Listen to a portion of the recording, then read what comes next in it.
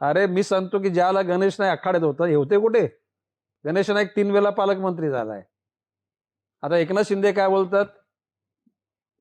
एकनाथ शिंदेला हलक्यात घेऊ नका, टांगा पलटी घोडे फरार. तर मी सांगतो गणेश नाईकला हलक्यात घेतले ना, जर वरच्या लोकांनी परवानगी दिली ना, तर एकनाथ शिंदेचा टांगा पलटी घोडे बेपत्ता करून टाके. हे आत्मविश्वासाने बोलतो.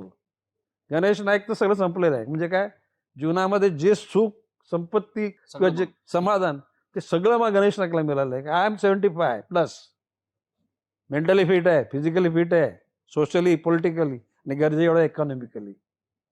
आम्ही हरामाचा पैसा नाही कमावला. हात साफ आहेत, मन साफ आहेत.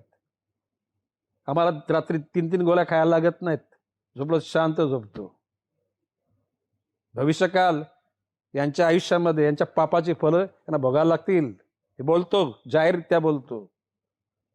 आणि गणेश नाईक बोलतोय खरं असेल ना, तर खाली मान झुकवा. अहंकाराची भाषा करू नका.